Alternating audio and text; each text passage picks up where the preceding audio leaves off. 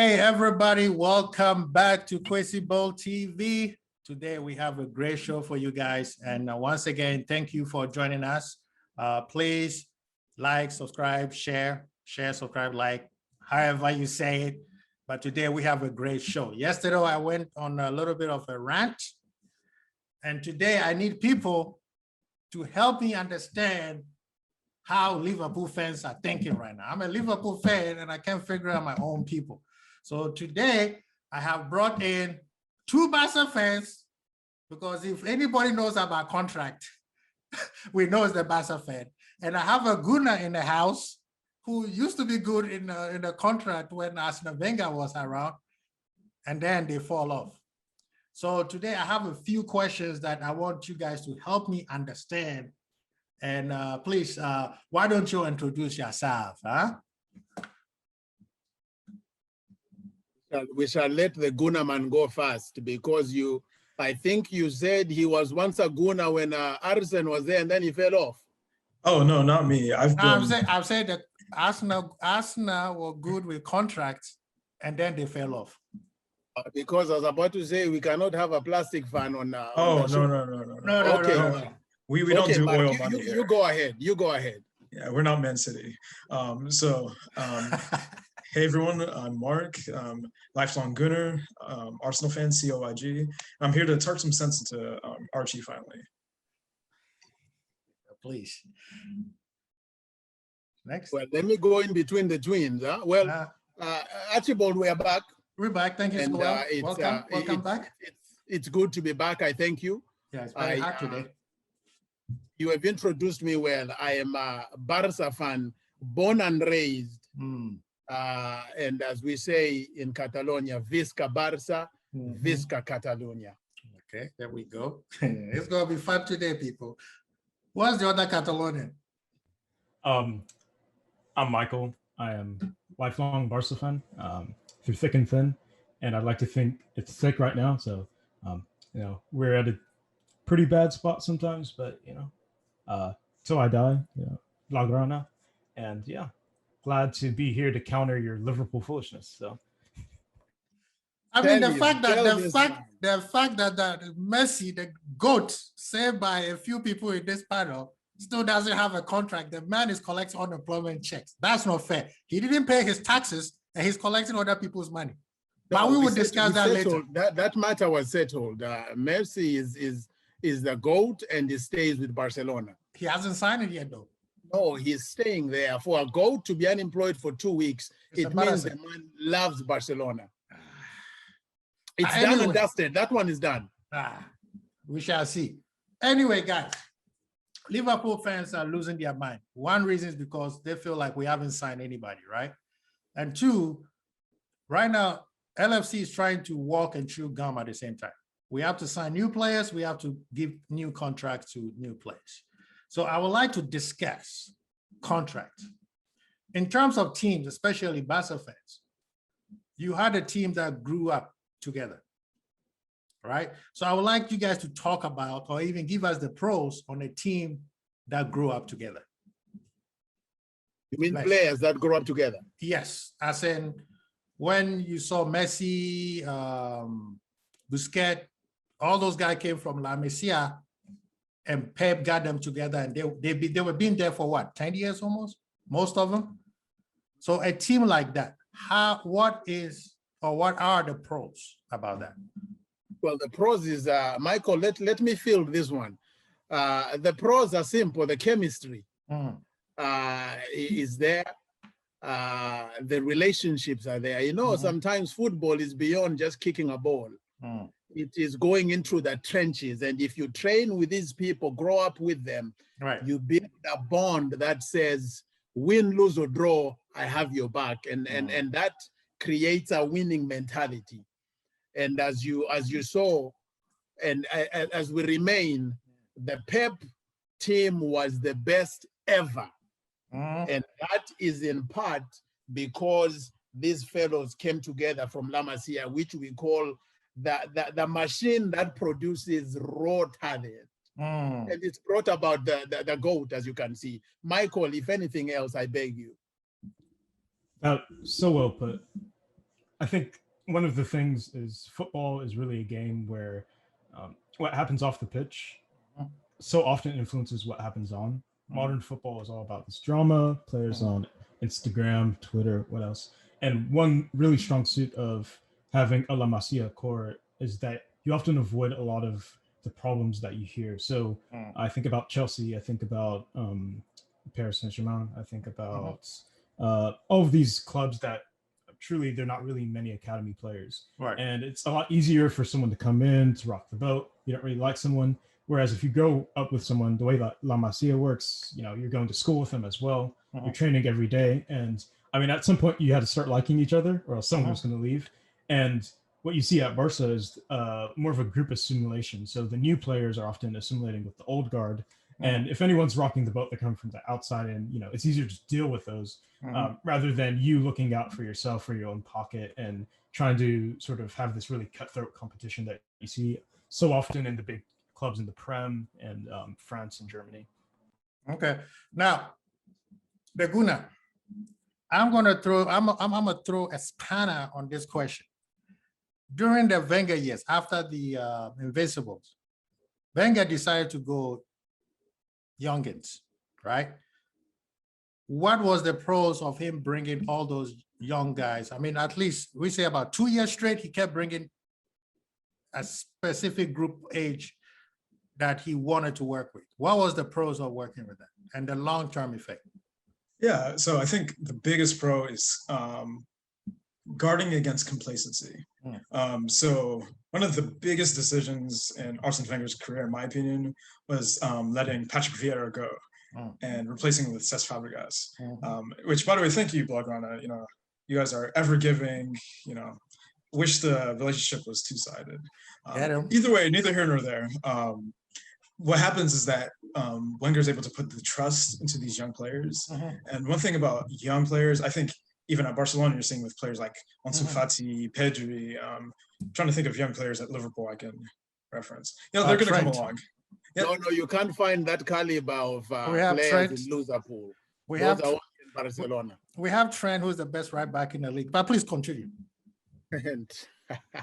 Okay, neither here nor there. Right. The point is that when you rely on young players, there's this type of hunger that they come in with that the older players don't. Robin van Persie comes in and he wants to take the league by storm. Right. And I think that's really the balance that a lot of these clubs are trying to build that type of identity of. You see almost all of the teams that are just right on the cusp of being the next big thing in football. All of them have a lot of young talent. They have some veterans there, of course, who can balance out. And I know we're going to talk about Jordan Henderson a little later and his importance to the team, but sometimes it comes to getting the players in the position who don't take that for granted. The players who are looking for your spot. And having that balance between the veterans and the young players, something that Arsenal actually did quite well. And, you know, it's why we were finishing constant top four while Liverpool, you know. Anyway, yeah, you know, that's no, I mean, you were top four for 20 years straight, but never won the Champions League. Went to the final once, but that's okay. Quasible, allow me. Yes, please. I should not let this man go uncontested with his sentiments. Please go ahead. We must respect Wenger for his work at Arsenal, but no, the man was great. No, greatness. Now that's a big term. Let's not use big words. Okay. Wenger made Arsenal into a manufacturing academy. Preparing young boys to be so talk. Yeah. So let's not mince words here about youngsters. Arsenal has been a club that produces for other clubs, and these are our juniors. You see, they've tried to be like Barca for a long time. Right. And so every now and again, we'll give them one or two players so we can keep them relevant. But let's not forget that everyone that goes through Arsenal ends up in a bigger team. Van Persie ended up somewhere. And when? Fabregas came back home. And the man is right. They've been in the top four for 20-some years. That's not credit. That is a problem. You must be claiming that you won something. There's nothing wrong. They won FA Cup. You got to give it to them. They won back-to-back FA Cup. But before, wait. Come on. I'm giving you credit. Back-to-back FA Cup. And how many more? How many more? I mean, No, that's all you want. FA Cup. Ah. Please, gentlemen. FA Cup. Let's get serious. Yeah. Who celebrates an FA Cup? I mean, it means a lot when you're not playing like The FA Cup. Deportivo, Alves, but you know, I guess neither it here nor means a there. lot if you're not winning anything. Or so I understand. Let me help you celebrate the FA Cup. But the point, Kwesi Bold, is Arsenal is an academy team. Right. That At one point, we're for just others. producing. Yeah. That's all. Yeah. So However, a lot of hopefully- those same players, you don't see them having the same level. Maybe minus Robin van Persie. See them go to Man City. Yes. What do? Samir Nasri went to Man City. What did he do? They won Hakim something Sanya. though. They won. Oh no, he won because they had left every Arsenal, single player they won. could have purchased, right? But I'm talking about individual performance. Did any Right. of those players, minus Bakri Sanya, Yeah. play better than they did at Arsenal? I mean, That's not true. Bakri Sanya, sorry, Robin van Persie. Robin. None of them. And the reason why is because we sold at the correct time. Now, be careful. You're That's the jumping difference. ahead of my notes. No, the players left at the correct time. You The didn't. man jumped ahead of my notes, Webu, because what I was gonna say is, I said growing together, right? What about growing old together? So this one, I want gentlemen to jump in. You know, this one is growing old together. Barca have players that grew old together. Arsenal, they grew old and then they got sold, like Webu eloquently said. So I want you guys to discuss short words, growing old together in a team. Well, I mean, you mean like one team players? No, I mean, Busquets and Messi been in the same team for how long, right? Oh yeah, I mean, so yeah, go that's the same vein. You come through the same conveyor belt. You stay in the same conveyor belt. Now you are teaching those that are coming through from the beginning. You are building leadership. You are teaching the institution. You are showing how it's to be done. It's leadership. You are teaching experience. That's why we still have PK. That's why we still have PK over there. So he can help Garcia come on in and learn the ropes. So growing all together, if you're keeping the right combinations, is good. But if you look at other teams that keep veterans that are just sitting on the bench, then it becomes a problem. But for Barca, it's key that we keep the institutional players that know the La Masia ways with us. That way we can teach the new generation. Okay. So if I can jump in. Yes, please. I mostly agree, but I think that the growing old together in football can be a good thing. And there are times when it works. However, very often it becomes a hindrance. So I think if you look outside of the big teams, and if you look at teams like Zenit, St. Petersburg, if you look at a lot of the mid-table Bundesliga teams, some Italian teams, they keep a lot of the same core, especially in their midfield and defense. What you see is the team stagnates quite a bit. And I mean, it makes sense. If you have two, let's say, center backs who've been playing for 10 years together, like people are going to start to figure them out, right? Right. Like, you're only two people. So what I think that Barcelona has done in the past, not so effectively, but recently more effectively, is been able to keep players who still contribute to the team, but contribute to a team identity. And I think where you see a lot of teams go wrong is if it's a change of coach, a change of system, or ideology, they still want to sort of hold on to that old guard, almost like to appease the fans or maybe appease some of the people who still want that older system. Right. And in my opinion, that's not really what you want in your football club because, as you said, you don't want someone sitting on the bench just because, like, keeping up a contract just because he played for the team for 5 years. You want someone who can contribute. And if old dog can't learn new tricks, then there's not much use of keeping a player around. And of course, there are some exceptions. Like I'm thinking of like Thiago Motta.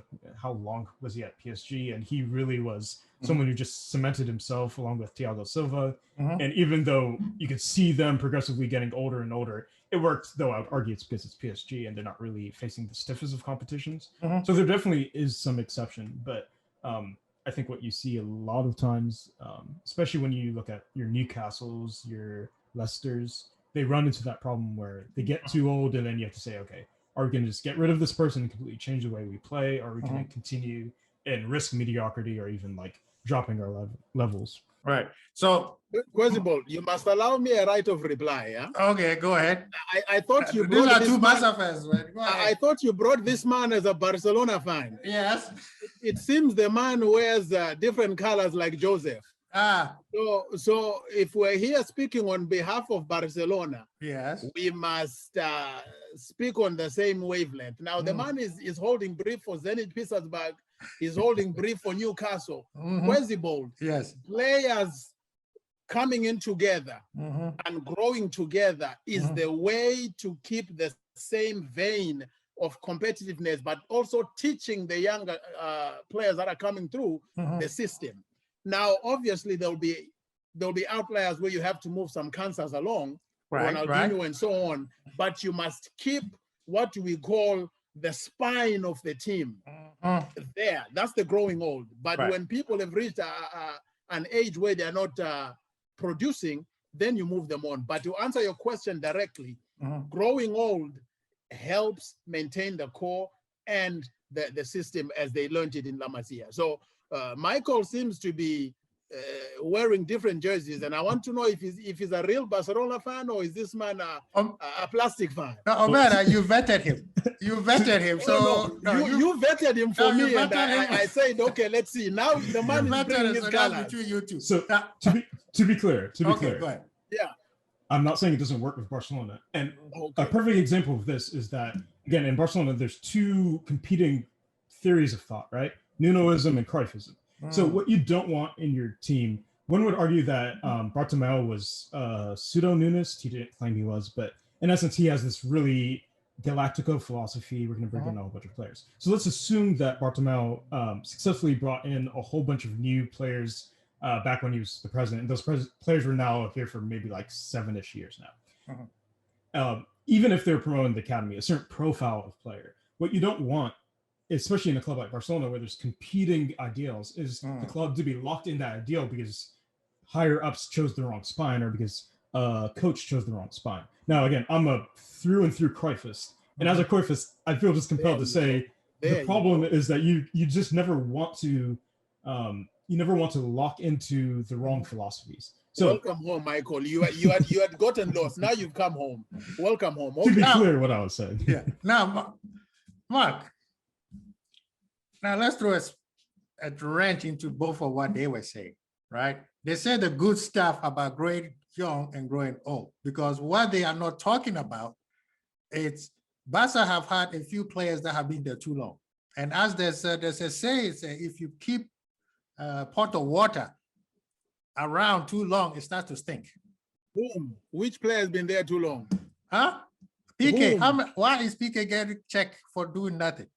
What do you mean? No, allow me to finish. Why are we? It's supposed to be Liverpool thing. Why are we talking look at the last team of the Champions League. Yeah. How many times has Piqué featured in those teams of the Champions League? How many times? The man is still sitting on the bench. Piqué is slower, but in terms of the game, understanding the game and being solid, he's still there. Okay. So there's nothing wrong with Piqué staying on, but now that we've brought someone that can come into his position, Eric Garcia, Piqué can slowly go into the bench. As I said the last time we gathered, Piqué could do the bench and come in for the major, like the Clásicos, because of experience. Everybody needs one. But what I'm trying to say is, especially in terms of Liverpool, right? We have the same issues right now. When Klopp came in 6, 7 years ago, he had 5 years of high-level competition.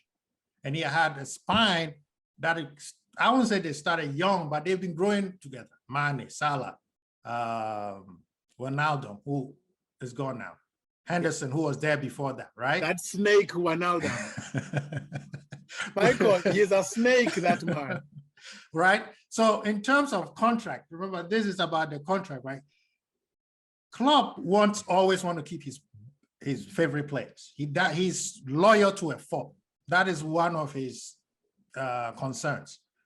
But the issue is holding these players too long. That means every 2-3 years, you have to give him a new contract. You see what I mean? Now that means money has to go up, increase. Barcelona has a player, which I don't mention him, making 800,000 a week. right? Now, Liverpool have a structure that is capped at 200. So when you have these world-class players for so long and they start to grow old,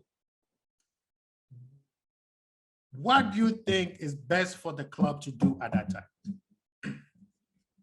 Is that for Mark or is that? No, for Mark. Okay, Mark, go on. All right. So first of all, I want to dispute your characterization of Jordan Henderson as world class. I'm not sure what class in the world we're talking about. Thank you, Mark. He probably Thank you flies very much. first class planes to, Yeah. when he's traveling on vacations. That aside, I think this is possibly an example of, like Michael said, one of the rare occasions where veterans may not do your team as great. And I think it's because of the amount of time that this Liverpool squad has had together. Jordan Henderson's an incredible leader. And I think part of it, it's actually a travesty that your club captain can't get renewed that quickly.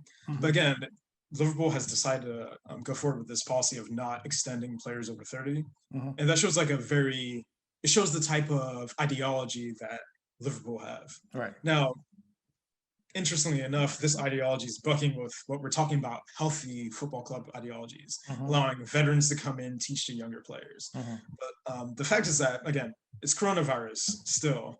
Teams are losing money hand over fist. At the end of the day, Liverpool cannot afford to pay Jordan Henderson, who was, in my opinion, never even a world class. I disputed people even tried to throw him inside of the Premier League. Tread carefully, because he's better than any midfielder you have on your team. Go on, Mark. Go on. You are spot on. You are spot on. Continue. Mark. You cannot call Jordan Henderson, this fellow that has the quality of Segunda Division, world class. Let's not abuse. I mean, we're not even going to talk what Jordan Henderson did to Barca. Not Henderson. But Mark, continue. The point is that Jordan Henderson is, whether he was or is now, nowhere near the quality to be starting for Liverpool. So there's two options Jordan Henderson has. And I think this is where we talk about the type of leadership aspects. For example, Leo Messi, he's going to take a pay cut and he's going to stay at Barcelona. Now, he's the best player in the world, so he has that luxury. Thank you, Mark. Say that again. Say that again, Mark. Oh, he's by far the best player in the world. So the ball's in his court, right? Thank you very much. But Jordan Henderson, on the other hand, he has two options. He can either try to move words from Mark, please. Ronaldo fans, don't come after me. I want the smoke. I want the smoke. He's an objective football fan. I have no horse in the race. But the second part of it is that Henderson basically can do one of two things. He can leave, or he can, in my opinion, accept a favorable contract situation. And the question has to be, what does Klopp value him for? I think, as you said, he's loyal to a fault. I think what Klopp values him for is to be able to integrate players, whether it's young players, which for Liverpool, may be harder to find than other teams, or if it's the signings that hopefully will come. But getting that type of player who can be the motivator, the person that everybody looks to be almost the second coach, that's the value he has there. So what Liverpool has to ask themselves, is this worth us not making a signing this year? Is this worth us breaking our policy of not giving big contracts to over 30 players? And this is where I think the kind of contention is coming. And quite honestly, I think he's going to stay. No, I believe he's not going anywhere. And the thing is, what I think also the fans are not paying attention is the guy has injury issues, right? Now, you could say, why Keita is still there? Why don't we sell him? Now, Keita is 4 years younger than Henderson. And better. So we still have an assets on him, right? Yeah. Henderson, personally, I don't think he's going anywhere. Player like him, you could only go to PSG, collect money, and just be there for the Champions League, because they need a leader like Henderson on that team.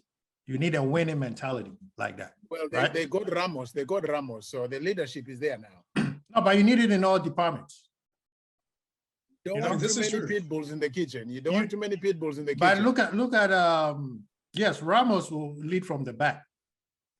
But right now, a team like PSG got too many players that are prima donnas. True. So you need players who could, player like Henderson will see eye to eye with Ramos, even if they don't like each other. You see what I mean? So it kind of helps the cohesion. And remember, we talked about it last time you were around. We said PSG doesn't have a coach. They only get managers who could manage the egos. You see what I mean? So Henderson, I don't believe he's going anywhere. It's just the fans who love him and the ones who are also always, because Henderson always split the fandom all the time. You know, because some people don't like him because they think he's taking Gerrard's shine away. And some people love him because the guy puts everything on the line. And you need a player like that all the time. So the story is they want to give him a new contract, but they want to eventually do it every year. They will increase it based on how his fitness is and how many game time he gets in there, which business-wise, it makes sense. It's common sense. And that's why I brought Barcelona fans in here, because Barcelona, you guys did it the other way. You gave contract to some, I'm talking about cyber criminals. No, but Michael addressed that with Bartomeu, that criminal. That criminal is the one that did those things. Laporta has come in and it's based on how you perform. That's how you get a contract. Now, Bartomeu is the one who messed us up. But in terms of yearly contracts after a certain age, I'm for that. Yeah, and because I think he could demand more money because he said, you saw what I did last year and you need me. So you could increase a little bit more money to it. But Liverpool, FSG is not gonna, they cap it at 200,000 and then they incentivize it. So if, let's say Michael is a striker and we tell him you score 20 goals, we increase it by 100. So now it's up to you to make 300,000 based on your performance. You see, and that is what, and this is what LFC fans don't get it. If you look at Barcelona, what Laporte is doing right now, is the LFC structure that he's learned, except that he can cap it at 200 because why are you going to pay Messi 200,000? That, I mean, already you paying him at, you low balling him, right? So, Mark, one of the issues with giving people ridiculous contract is your boy, Ozil. Now look at, wasn't Oba? And then the one that left and went to Man U and just sat there and went and played piano, he became a piano man and ended up in Italy. You know who I'm talking about, right? Yeah, Alexis. Yeah. Another criminal from Barca. No. Quasibol, we told you that Arsenal is our young brother. So every now and again, we'll give them our used tools. And at least with Sanchez, we gave them when Sanchez was still fire. But when you go from the level of Barcelona to Arsenal, your level automatically drops. So but they can only blame themselves. The man bought. The man was still there. He helped them a lot. But when he went to Man U, he only left us because his level was no longer at the level of Barcelona. I don't think he couldn't compete with Pedro. No, it wasn't that. I think there was a better player that came in. The vampire. Oh, my friend, how do you sell a player like Sanchez if he's still able to produce? No, you sold Sanchez because you brought in a vampire. It was Pedro, because Pedro, so at the time, Pedro was basically switching in Alexis' last season. Alexis and Pedro almost played equal time. And basically, it got to the point where supposedly Pedro was a little bit unsettled. He's a La Masia player. Alexis was unsettled. And the club, just like they had to do with Ter Stegen and Bravo, had to make a decision. We're going to either go with Pedro for these rest of the season, we're going to with Alexis. And we went with Pedro. Yeah, but Quasibol, regardless, if Sanchez's level was much higher than Pedro, you don't sacrifice a player of that caliber just because you want to satisfy La Masia. That makes no sense. That makes no business sense. He left because his level had dropped. So he had to go to a younger brother. But his level was just so much higher at Arsenal, though. Well, arguably the best player in the league. I mean, if you're already at the bottom, you can only go up. I mean, no. Objectively, his play did get a lot better. But at times he was like, okay, he was the man. Kid could have some things. And he became... At Barcelona, he was number 2 to Messi. Or even 3 sometimes, right? 3 or 4. No. I'm talking about the front 3, not the main. No, he was not even. He was because you have Xavi and Iniesta who are the main 2 in the middle, right? He was a squad player, but he left us because his level had dropped. Now, people will say La Masia, this, that, and the other. You only let a player of such quality, if he had the quality for Barcelona, go if that level has dropped, which is why we sent him to Arsenal. Now, we went to Arsenal, which was at the bottom. Of course, he's going to shine and look like he's doing better. But objectively, it was a mistake because you guys ended up selling Pedro like a year later for free later, right? No, Yeah. even Pedro, the time had come for him to move on. It wasn't a mistake. I think this is getting to what Archie's talking about. Is it your Look at where Pedro is now. Where is Pedro playing? Is he still playing? My friend, he's somewhere in Italy. I think he's in Rome or somewhere. Okay. So Mourinho got so it. But we get rid of dead wood at the right time. But now look at, they say they get rid of Deadwood, which is a place where Liverpool doesn't want to be right now. What Barcelona and even Madrid is, right? They got too many old players. You can't, Messi, you could keep Messi till he's 75. Thank you very much. You could keep him till he's 75. But to me, players like Piqué, yes, you could be around the team, but you don't play because you're stifling somebody else's chances, right? Piqué is 34. Piqué can still play the classic. Piqué has so many injuries. For experience. No. What injuries has Piqué had? Piqué was we can't even run. No, 2 or 3 injuries in the last 5 years. That's not major. 2 or 3 major injuries. No. The man is back and is playing. So with Piqué, you put him on when it's time for the big matches, for the experience. And then you let Eric Garcia, you let the Araujos come in and play the major. But you had all these years. You have Titi, you have Van Malen, you had my boy Mascherano who played center back. And Mascherano is a serious guy. He has, when he came to Barcelona and went to the back, that's how Pep's team was able to do what it did. So we cannot downgrade Mascherano. That man is an unspoken hero. No, he's a hero. He played better at Liverpool. Titi is on his way out. Vermaelen came for 1 season. How much are you paying Titi? No, but that's the criminal Bartomeu we spoke about. But don't forget Titi is a World Cup winner. Huh? So don't disrespect that man. But Archie, yes, go ahead. I'm not going to let you get away with saying that Mascherano played better at Liverpool than a sextuplet winning season at Barcelona, which he was the core of. Did you see him at Liverpool midfield when we had Mascherano, we had Gerrard, and we had what's the name? Nowhere touch. Hey, what did you win? Alonso. Yeah, thank you, Mark. What did you win? What do you mean what we win? We went to the Champions League. What is it you won? What trophies we won the FA Cup with him. FA Cup. And that's at the time Mascherano, Gerrard, and Xabi Alonso? And that's when Mascherano came after the FA Cup. We went to Champions League final with him. And then that's the time where we beat Barcelona 2-1 at Camp Nou to make it to the final that year. But what I'm saying is that's why Mascherano ended at the Camp Nou. Because the reason why Mascherano left at the time, Barca was getting better team. No. Let it come out. We had two criminal cowboys who took over the team. And they nearly bankrupt us, sent us to administration. And this is where the Liverpool fans sometimes forget that how lucky Liverpool were. We were literally at 11:59. That's when FSG stepped in and took over. Otherwise, we were going to lose 9 points, which will drop us to the relegation zone. Right? And ever since they came in, right, the first 5 years, they were trying to find their feet. They didn't know what was going on. And ever since they came in, their first priority was to get Klopp, because that's when Klopp was, his stock was rising. And ever since they got Klopp, they've changed the front office and they started bringing people who knows how to actually do business. And then they brought some footballers in there, which is Klopp. That's why I would say 90% of the time, Klopp gets whatever he wants. They just built a whole training center for him because he earned it. And he earned it. And he requested, he said, I need 50 million. And one thing that I liked what he said was, the kids are not, somebody, I think it was Mike who said, Liverpool's not growing any young kids coming out of the academies.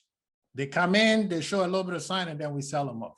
Well, really, all academies don't do anything except La Masia. Let's be sincere. La Masia hasn't produced anybody since when?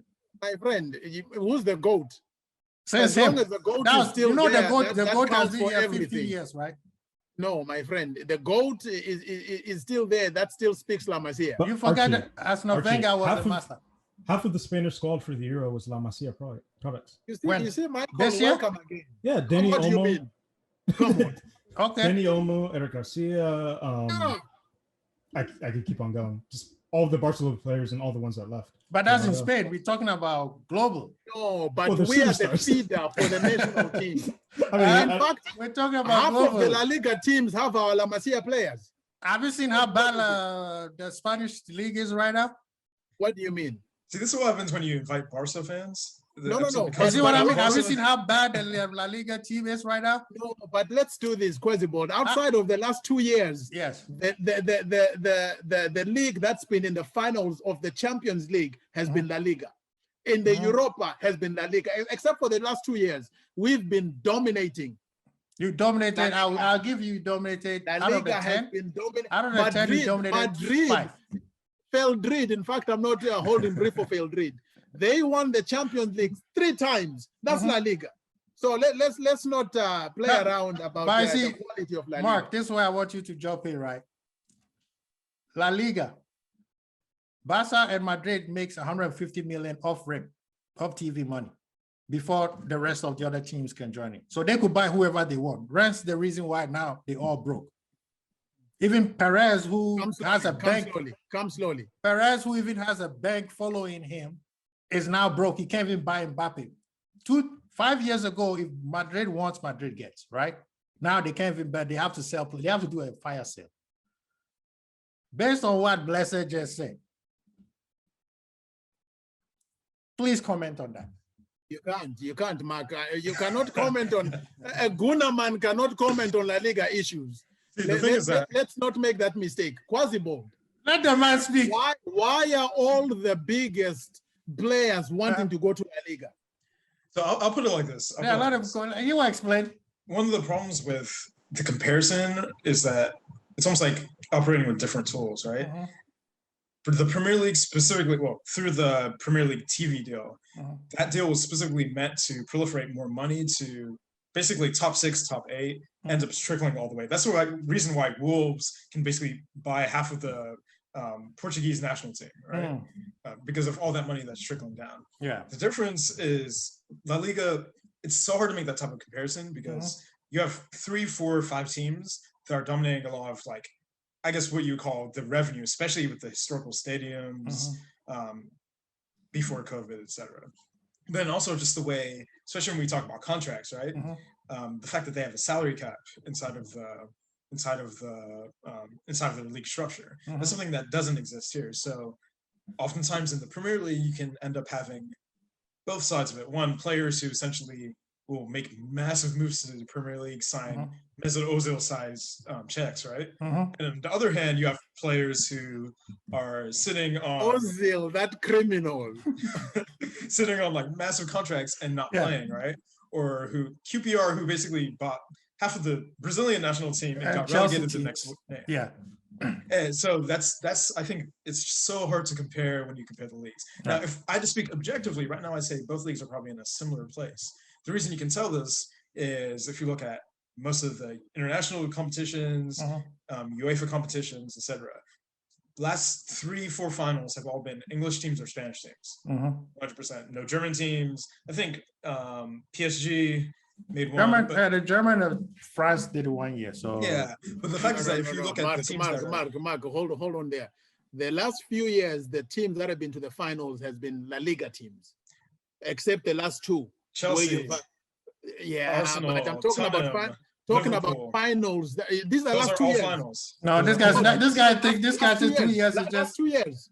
We dominated prior to the last 2 years. We'll give them to you. No, But because last 2 years was Bayern, PSG. The year before was Liverpool, Tottenham. The year before was Liverpool, Madrid.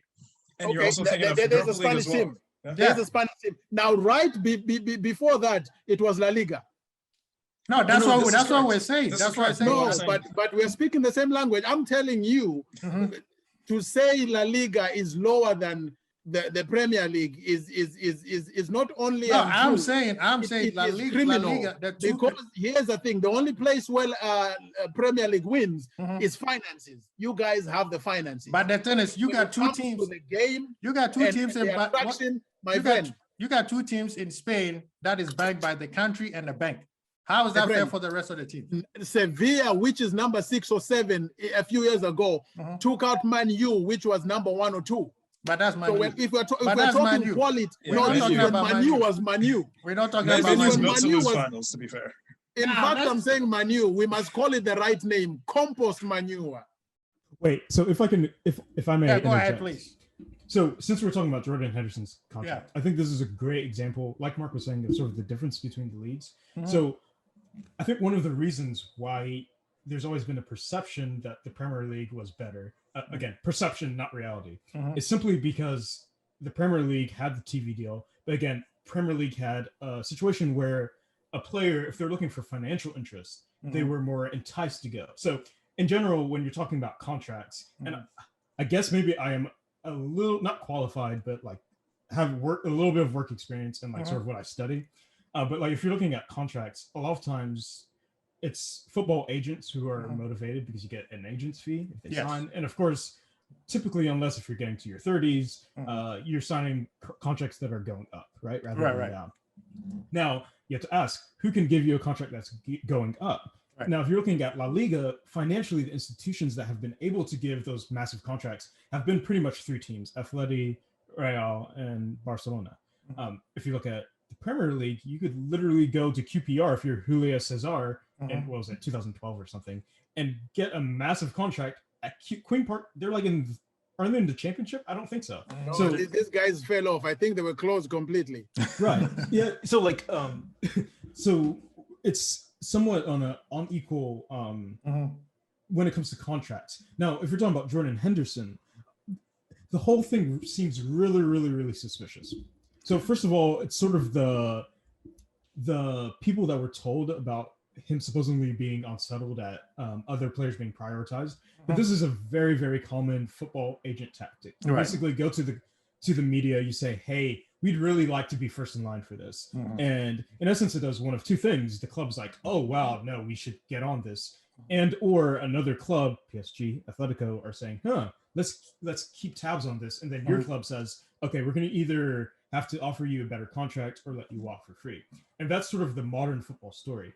The thing that you're seeing right now is sort of the repercussions when a lot of those English teams have stockpiled all of those talent from, I think, 2014 onward. And now the talent are getting older. It's being harder to justify keeping them. I think Mesut Ozil was a good example of that. Fantastic player. Guy was a thief. A Madrid player, but like he's at Arsenal at one point, and it's hard to justify him still being in the squad. But then you have a case where it's either we're going to let you go for free or we're going to be incentivized to sell you. And football agents, especially, but even players, they're basically looking out for themselves. If we sign a new contract, I'm going to get money. And whether it's here at this club or whether it's abroad, that doesn't really make me any difference. If Jordan Henderson can go and collect a check in Paris, maybe he's not super happy about it, but I bet you his agent is, right? And if Liverpool can come with a better offer because it'd be embarrassing to let your team captain walk away, that works best for everyone, but especially his agent and the player. So I think too often the way that transfers and like the way that leagues have sort of shifted, maybe right now you're seeing a slight shift to not Ligue 1, just Paris Saint-Germain, because the players that they're collecting, too often it's sort of motivated by that greed of football agents, by the prospect of signing a new contract. And COVID almost burst that bubble. But what you're seeing with Paris and Man City now is that engine's starting to get back up, and we're going to be right back where we were 2 years ago. Even with Man City now, they just went for a loan for 492, so they could buy players. So even with the fans talking about the Sheikh, those days of people are still stuck on Abraham when Uncle Abraham showed up at Chelsea, where he spent $1 billion overnight. But what they don't understand is these days, even Chelsea sell players. Especially Chelsea has the most loan players around the world. City sell players. Which I might point out makes it even more remarkable that La Liga was able to compete. And I'm not talking about Barcelona, Real Madrid, because again, you have money. But I'm talking about your Sevillas, I'm talking about maybe Atletico, Valencia, Villarreal. They're able to compete against a lot of those English sides who basically had whole Russian businessmen backing them. Thank you very much. You have to remember, The EPL do not take the Europa seriously. Well, That's you have no why. choice. That's why. I mean, you you end see what I up mean? there by They default never took because it you that don't make it to seriously. the finals. Man U just an embarrassment. And next time I'm looking for a Man U fan to show up to tell us why they're not. But let's, gentlemen, before we finish, let's talk about some transfers, right? Now, Barcelona, as we know, Barcelona is very broke. So all they do is collecting free players. And we're getting the best ones out there. They're getting free players. But one thing that I like is Laporte is at least being sensible instead of giving these people so much money. But the reason why people don't feel sorry for Barcelona because you guys were always use dirty tactics to steal other people's players. No, it's called a header rate. They are hating on the best team. That's No, all that's why and we have thick skin. We are fine with it. That's why Coutinho and Dembele, that Dembele is gone for another 6 months. Now they're talking about either he writes, he gets a paid deduction, or they're gonna say bye-bye, right? Well, he's going to go to the stands. He has no choice. He is injured. He's going to agree to our terms now because at this rate, no one is going to buy him because of his injury. And if he decides not to renew, he's in the stands. And next year is the World Cup. He doesn't want to be in the stands. So he's going to agree to what we want to give him. Okay. In fact, Dembele is a virus. But one thing though, I'll give kudos to Barca. And I don't think it's only Barca who's doing. Most of the clubs are taking the power back. Because COVID helped. COVID helped with that, you know, and most clubs are starting to be ruthless. And they'll be like, dude, even if Messi has to take a 50% reduction, that should tell you. You know, what's the name? Juve used to collect free players. I don't know how they did it, but these guys every year always have the best player for free. Even them now, they're thinking about we can't do that because the salary is too high. Because if you get somebody for free, you have to give him the higher bonus and all that. And all that, right? So Gunnar fans, this year it seems like Kroenke has released the purse. And we hear that you guys have put a bid to Awa, but we don't know whether it's true or not. But it seems like that's something that's we're talking. You guys also looking at Madison. I know your dream is to get Locatelli, but Locatelli wants to stay in Juve. Right now, how do you feel about your team going off the new season? I feel really good. There's several reasons why. One, Ben White's pretty much all but over the line. I heard a lot of our fans saying like, "Oh, why are we spending 50 million on a center back?" As if David Luiz, who again, error-prone though he was one of our more important center backs. That's a direct upgrade, younger, arguably better with his feet at this age. Maybe not quite a distributor. I'm also really excited. You know, we got Sambi. I think it was announced yesterday. Yesterday, yes. Yeah, yesterday. Baller, if you've seen him play, even with like at Anderlecht, 21 years old, club captain. And one thing I do really enjoy is that we're being very intentional about getting the types of profile of players. Oftentimes, I think there's so much media around Arsenal that constantly says, "Oh, why aren't we buying players? Why aren't we?" And I think in that kind of transitional era, it's really, really easy to for the board, whoever it was, the higher ups to kind of listen to those voices. But now, you know, fans have been trying to get us to sign Basuma for basically since the transfer window started. Now, I personally would love Basuma, but what we're looking for is players who fit our specific profile. They're young players, players with a lot of potential, players that can be with you for 4 or 5 years and that can build that type of backbone of the squad. You know, so that's what I'm really excited that sounds very familiar, like a team that I know.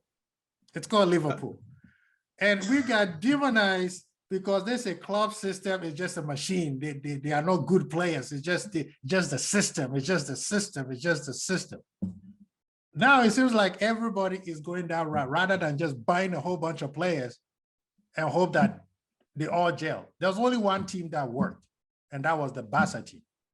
Thank you very much. Right? When Pep started. And even with him, he was very intentional because he has been working with them since they were babies. But when Klopp came to Liverpool, Klopp was specific. He got a whole bunch of guys who were there for a specific job, and that's it. And he made them world-class. But they got demonized and said, "Oh, if you take him out, they're not going to be world-class elsewhere." Trent, it looks like the man is always get beat every single time. But then when you look at the stats, He's the number one defender on the right side, To be right? fair, that's because it's the stats versus the reality, but you know. No. But the thing is how the system rolls. We are asked to bomb forward. If you are bomb forward, you're always going to get beat coming back.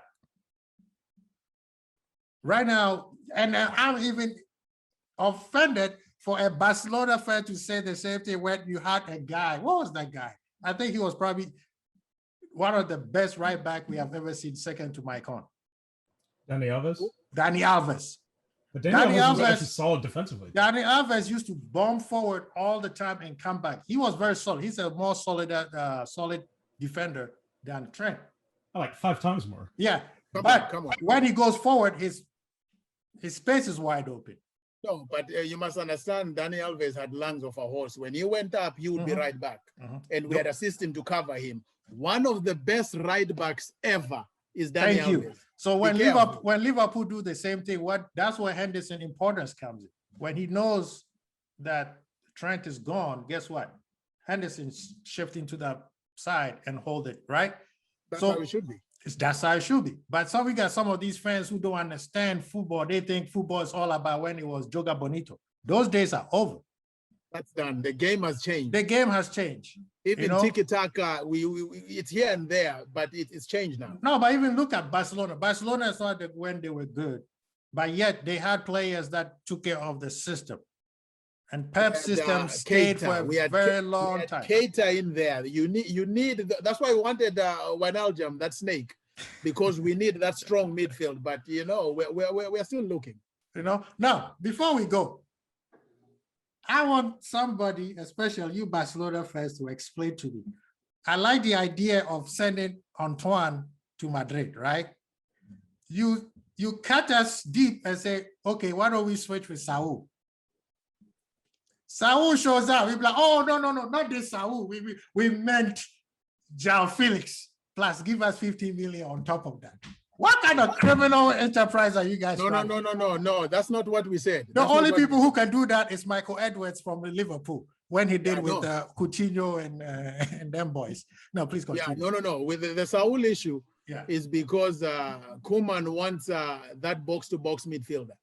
That's why the initial issue of Griezmann swapping came on. But the evaluation of Griezmann and Saul, it cannot be a straight swap. That's why we have said if we're getting Saul, we must get some money. Atletico doesn't want to do that, knowing that we're in a conundrum.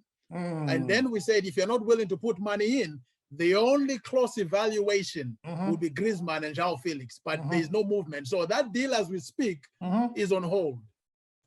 So my opinion of it is that this has to do with Konami and Rakuten. So if you didn't hear about what happened, Griezmann and Dembele were leaked audio came of them. Oh, they were making that racial joke, right, about Japanese workers in their hotel, right? Very stupid. So, mind you, this has happened in 2019, comes to light now. So, more likely than not, if I had to guess, it's a case in which right. So, supposedly, we're looking at options for a new sponsor, but of course, we have to see out our contract. Rakuten took a really hard stance, as well as Konami, as they should. And Konami is actually a personal sponsor of Griezmann. They dropped it. Konami is one of our sponsors. That's why we don't have licensing for FIFA. We have it for PES or whatever. So Griezmann, therefore, because Dembele is injured, becomes a much more likely candidate to be shipped off in those rumors. Now, I'm not sure as to how sure. Supposedly, he's like Fabrizio. So, apparently he has sources. So it seems like these are conversations that have been happening. But I think it is something that maybe Laporta says, well, look, Griezmann was a poor economic buy anyway. Probably one of the poorest economic buys in Barcelona history, even though I think football-wise, it's worked all right. He's been a great player for us this season, but like, economically, it's been a sinkhole, right? Coutinho? No. I think it's worse than Coutinho specifically because of our circumstance, because of what was happening with Coutinho. So Dembele, we had the money, and again, we were basically extorted by Dortmund. Neither here nor there, right? But when you're looking at Griezmann, it was already when you have a president who's basically trying to right the wrongs of the old administration, and you have a player who is in hot water with sponsors. That's the player that you're going to want to ship off. So I think Saul is someone who would do well at Barcelona. I don't think we need other midfielders because we have so many La Masia products, and betting on La Masia is always what made Barcelona great, in my opinion. But I think what you'll see is Griezmann and some combination of some other player in a swap deal, because financially that's how it will work, is going to be talked about all summer because Barcelona are going to look to offload him because of those comments. I think that's also true, but I think is that 800,000 that he demand is collected every week. Yeah, the main issue here is finances. The comments, yes, they're egregious, but that's not the reason he's moving. If Dembele had not gotten injured, it was Dembele moving. Griezmann is unfortunate because his salary is so high, but he has market value. That's why there's only that conversation. Rakuten and Konami and all these people, the apology has been made. In fact, Griezmann was a spectator. Usman was more of the mic. But yeah, I don't think, because mind you, Griezmann actually still lost his sponsorship. So I think it was collateral damage. Right. So I think what's happened is a perfect storm or imperfect storm for Griezmann, where because of these other things, right? And he's always been the financially right person because he played well, right? Right. So we were looking to offload him probably anyway, and this makes the decision that much more easier. And let me say this in terms of the worst buys for Barcelona. Griezmann is not up there. Coutinho for sure has been a terrible mistake. Thank you. Lord Douglas was even a worse mistake. Mateus, Griezmann, as it happens in Barcelona, every player takes them a couple of years. Even Henry, who came from Gunnerman, it took him a couple of years to begin. So he's only caught up in an issue of finances. And I tell you, if this Atletico thing doesn't happen and Griezmann says, yes, I'm willing to take a serious pay cut, he will stay. The question is, why hasn't Messi has taken 500? Why is he not at 350 right now? No, but understand that even Laporta has not spoken to Griezmann. All this has been used outside of Griezmann. Okay. So he's back to the club. And all this could also be a way of Laporta preparing Griezmann to take a pay cut.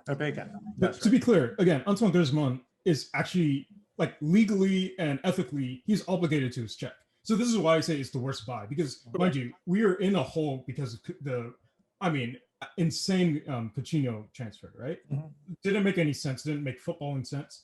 But, like, when we buy Griezmann, right, again, didn't make much sense, and you put him at that high of a wage. Again, a player has, or the club has a legal obligation to fulfill that. So, like, Laporta can say what he wants, but, like, he can't force a player to take a pay cut. Now, Leo Messi loves the club. He's been there since he's been 12, right? Of course, he'd be more willing. But Antoine Griezmann has been there 2 seasons now, going on 3. And there's nothing that unless if he is actually personally willing and invested in the project of FC Barcelona, like, there's nothing that that would make him take a pay cut, nor should there, because again, if we as a club are foolish enough to pay him in that much, knowing our financial situation, again, Bartomeu, very criminal activities, then we should be willing to pay the price when the player comes, hey, where's my salary? I don't think we can have it both ways. Now, I do completely agree. Yeah, there have been a lot worse transfers when it comes to footballing wise, even money wise. Maybe not contract wise, but it's been close. And I do agree, he's going to have to take a pay cut if he wants to stay. And there could be some coercion that goes into that. But again, this is why you don't play players on wages that don't make sense when you're not. Yeah, because now he can't go anywhere else. Who's going to pay him the 800? Exactly. But Mark, finishing this off, how's Gunners going to finish the transfer? But before you talk, listen to how Liverpool transfer is going. Yeah. Silence. I told you last time you're just window shoppers. Both Liverpool and Gunnerman, you're window shoppers. That's all. See, I think Ben White's gonna come probably next week. If I had to guess, I still hold out hope for James Maddison. I think it'll be one of James Maddison or Hassan Mouar. I think again, the club so far there's been really great signings as far as like footballing wise, getting young players who fit into the mold of the team. But I do think Stan Kroenke he wants to not see the fan base turn against him for as little as he cares. I think his son for sure cares a lot more. And my guess is that they're going to go for one marquee signing. Now, my guess is that we're going to try to avoid the pitfalls of, Willian, Stefan Lichtsteiner, whoever else. Wait, obviously, Willian. Cool, man man. Is at 350. I'm in better shape than he is. Oh my well. But preseason, so I'm not gonna. I mean, you get them from next door only to feed them. Right. That's Arsenal for you. This is what they do. But hey, maybe he'll play like Hazard now since he looks like it. But either way, I think there's going to be one marquee signing that's going to get everybody excited. The number 10 shirt's still available. I think they're really trying to push, and if certain reports are to be believed, they want James Maddison to be that new number 10 center of the franchise type of player. But we'll see. I definitely think at least one big signing. But honestly, if transfer window ended next week, I'll be happy. I think that we're improving on what needs to be improved on. And again, with many teams that are rebuilding, it comes with cohesion. Like we talked about all throughout today, comes with the players getting to play with each other again to get familiar, developing that chemistry. That's really what's important. But see, with me, the reason why I'm not worried is because we have the best transfer ever made, and that his name is Klopp. That's why I'm not worried. Yeah, he's frustrated. Klopp is a frustrated character. You love him and you're mad at him at the same time, right? But the man knows how to coach.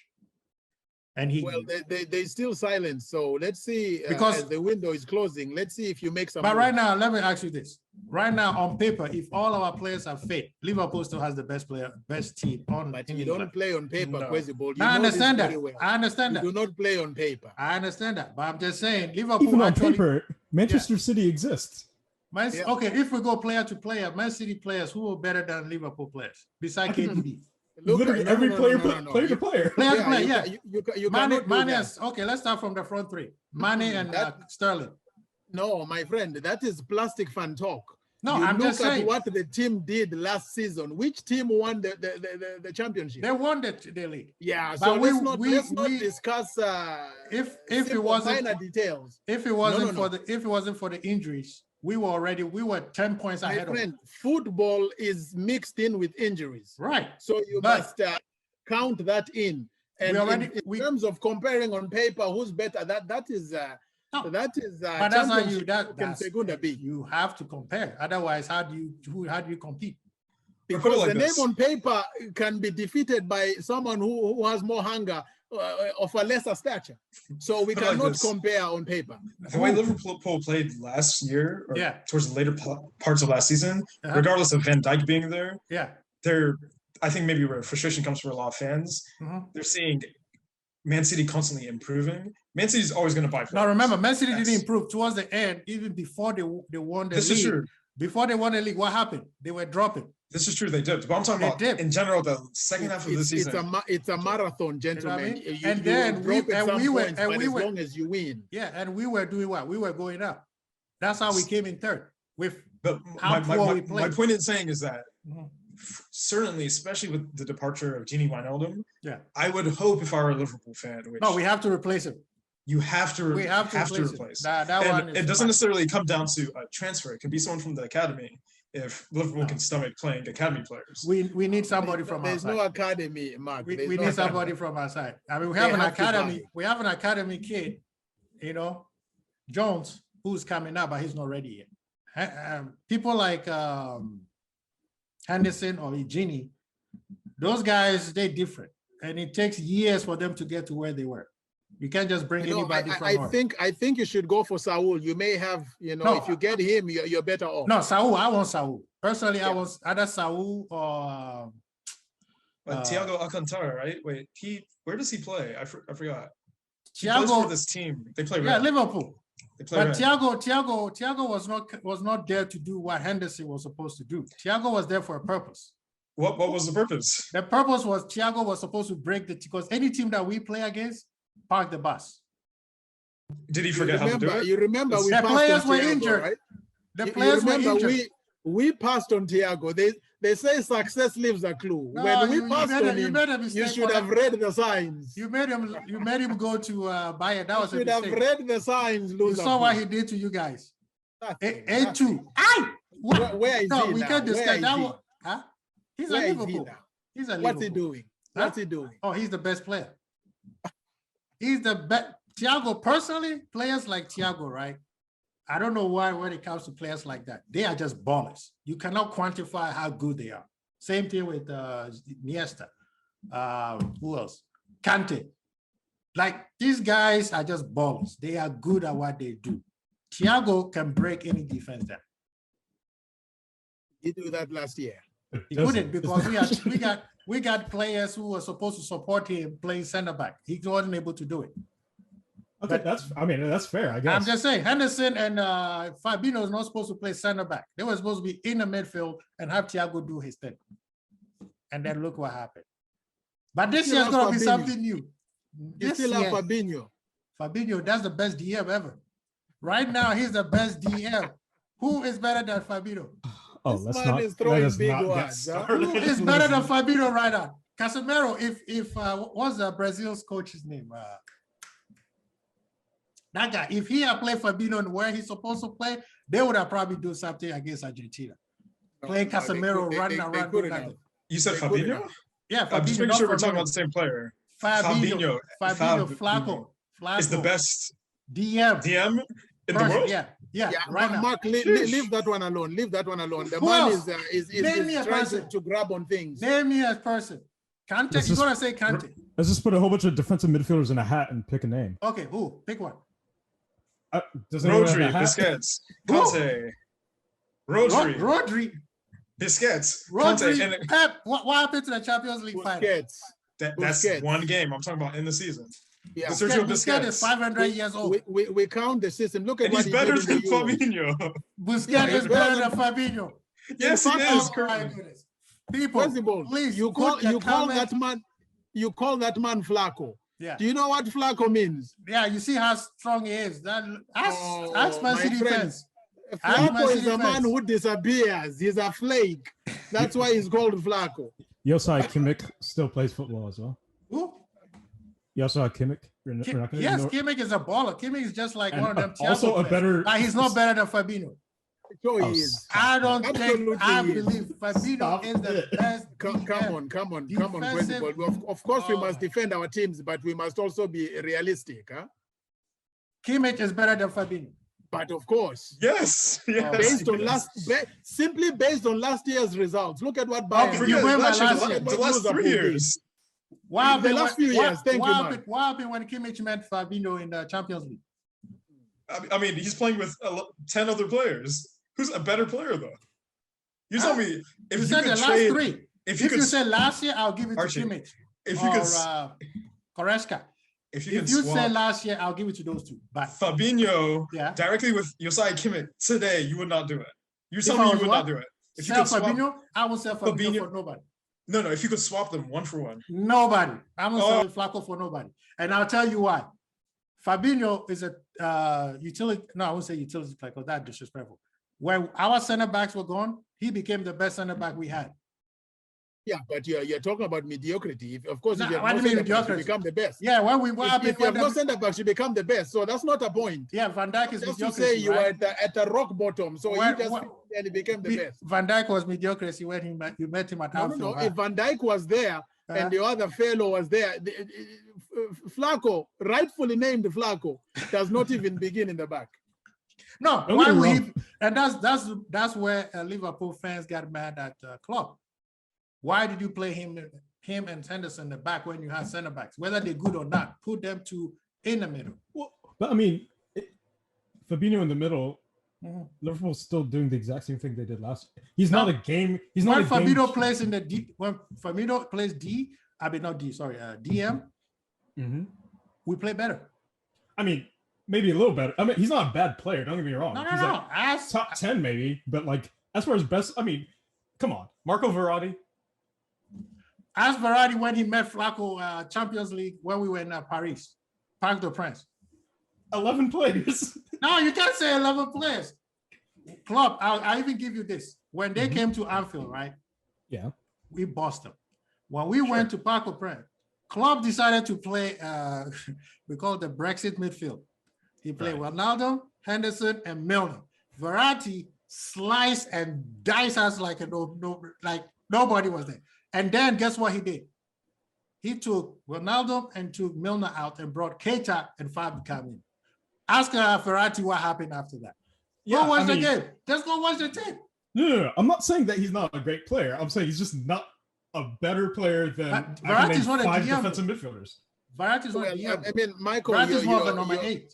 You're wasting your breath. The man said Henderson is a world-class player. You cannot listen to anything. My captain is world-class. Stop hating.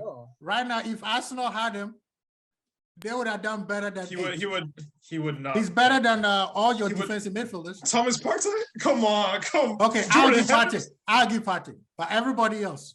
He's our defensive midfielder. That's playing a defensive midfielder. I put Partey outside. Partey just showed up, so we can see he didn't do that well last year. But he was injured most of the time. Yeah, but Henderson and all your midfielders, who? Except the attack. First of all, I'm taking Granit Xhaka over Henderson any day. Granit Xhaka. Yes, Granit Xhaka. Just because he played well for Swiss doesn't mean he's good. No, I'm talking about the entire season. I don't care what Arsenal fans say. Club form translates into international. Just as a footnote. What? Club form translates into international. Yeah, Messi This is the only year Messi have done something with the clubs. I mean, with the national side. So don't even stop it. Every time led them to a World Cup final.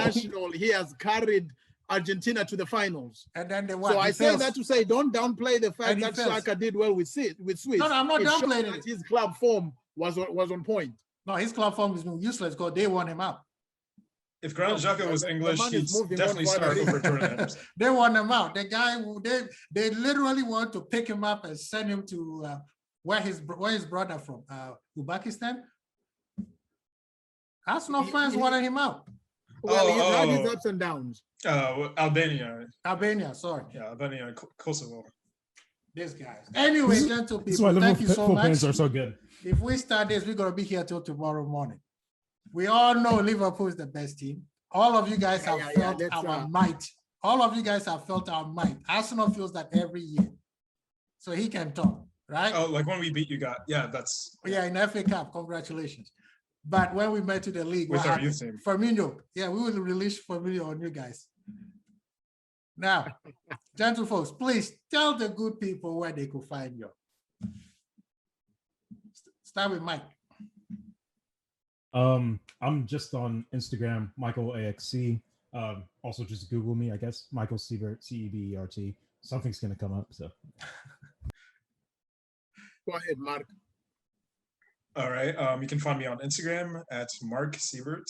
And yeah, thank you for having me again. You can find me along with these fellows on all the social media handles. KGBU Apparel. Everywhere you look, we're there. The man Michael said, Google me. The man is international. KGBU Apparel. That's where you can find me. Once again, thank you, Kwesi Bold, for the platform. Yes. And good conversation, Gunaman, and of course Michael, Visca Barca, Visca Catalonia. Now, gentlemen, thank you so much. It was a beautiful conversation. We must do it again. I mean, the season's about to start. So it's good. I believe this season is going to be different. It's going to be more exciting. The players are a little bit more refreshed than where they were after COVID and went straight back to the season. So it's going to be an exciting season. La Liga is getting more exciting because the two teams don't have that chokehold on them. So now you got, right now, Atletico is probably the favorite to win the league again. But that makes this league more exciting. People want to watch it because now, I think your top 6 teams are very, very strong. EPL is top 10. Arsenal could barely break the top 6. That's a team that's been making a top 4 for 20 years, right? Italy, people, please look at Italy. What's going on? Juve is not the favorite anymore. I think Inter still is. Don't sleep on AC. Don't sleep on Roma. Jose is back there. He's going to be causing a lot of trouble over there. You know? Jose is a cancer, but go on. And then, you know, League 1. Poch doesn't care. They don't care about that league. They want Champions League. That's why they've been stockpiling all these players. Now, whether they're going to win it, I doubt it. But I'll tell Mbappe, if you want to win a Champions League, come to Liverpool. Leave that appendix named Neymar, who now has dreadlocks. I don't know how the guy went from a slicky hair to dreadlocks, you know? But hey, gentlemen, I really appreciate you guys joining us. We were supposed to talk for like 30 minutes and now we are an hour and like 50. This conversation was great. It looked like we were not on point, but we were really on point. And I appreciate you guys giving me insight on how growing old and growing young together as a team, because it all boils down to the contract. You know, when you have a players like us right now, we want to solidify Alisson, who's going to be the first person. And then after that, it's going to be Virgil, and then Mane, and Fabinho, and then Salah. Salah has to go last because we know that guy is a whole economy by himself, especially if you know in the Arab world how big that guy is. So we can't give Henderson 200,000 and then Salah be like, what's happening? You know? So, and like I said, Liverpool always gives incentives. So most of these players, if they meet their goal, they're going to make close to 300 to 400 because the whole league, believe me on that, we are number 2 in terms of wage cap, you know, second to City. So, but this is going to be interesting, but I agree with Mike. Henderson is not going anywhere. It's just Liverpool transfers cricket. So the media is just throwing meat out there. The fans are restless. So every little thing right now, I guarantee you, one of you guys said Klopp is leaving tomorrow and see what happened in the fandom. They're going to light the whole Twitter, social media alike. But gents, thank you again, guys. Like, subscribe, share, help us. We're trying to get to 30. After 30, then we double it up. So guys, I'm Archie. We have Mike, Mark, Bless. This is Kwesi Bowl TV. Peace. Peace.